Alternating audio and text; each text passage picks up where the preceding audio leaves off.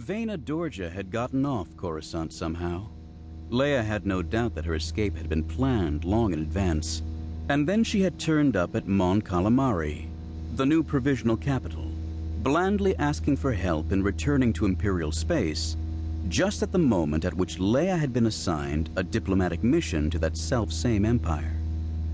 Of course, it wasn't a coincidence. Dorja was clearly a spy operating under commercial cover. But what could Leia do? The New Republic might need the help of the Empire, and the Empire might be offended if its commercial representative were needlessly delayed in her return. "Please, sit down," Leia said. "Your Highness is kind," Dorja said, and lowered her stocky body into a chair. "Shall we dine?" Leia asked. Dorja nodded, bland as always. "As your Highness wishes." As Han sat down with his plates, C-3PO contemplated the table. "Sir, a princess and former chief of state takes precedence, of course, over both a captain and an Imperial commander. But a commander, forgive me, does not take precedence over a New Republic general, even one on the inactive list. General Solo, if you would be so kind as to sit above Commander Dorja." Han gave C-3PO a baleful look. "I like it fine where I am," he said.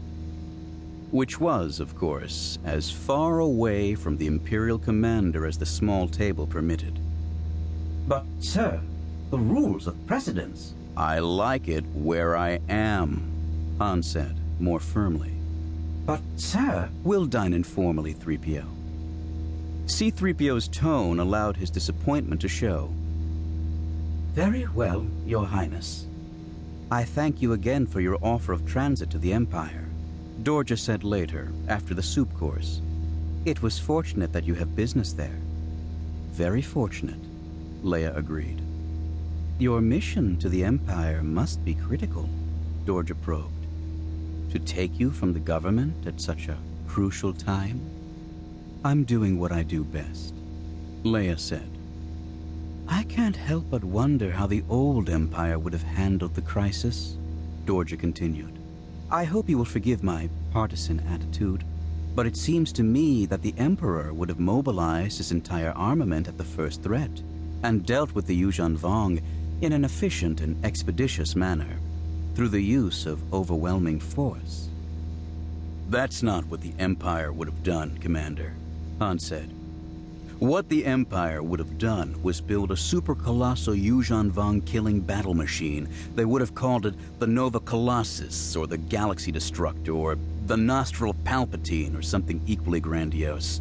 They would have spent billions of credits, employed thousands of contractors and subcontractors, and equipped it with the latest in death-dealing technology, and you know what would have happened?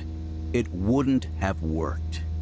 They'd forget to bolt down a metal plate over an access hatch leading to the main reactors or some other mistake, and a hotshot enemy pilot would drop a bomb down there and blow the whole thing up. Now that's what the Empire would have done."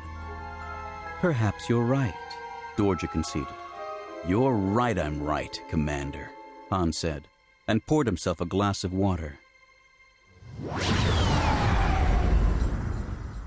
"I have a few minutes only," Senator Fior Rodan said.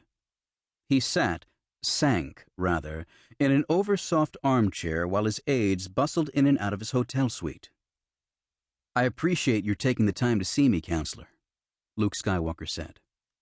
"At least I have managed to get the Calamarian government to give the Senate a place to meet," Rodan said.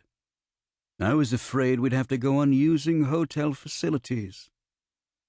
The Senate hadn't quite shrunk to the size where it could comfortably meet in a hotel suite, but it was certainly a much slimmer body than it had been just a few months previously.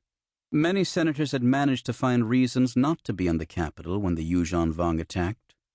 Others had been sent away to establish a reserve of political leaders so that they wouldn't be caught all in one place.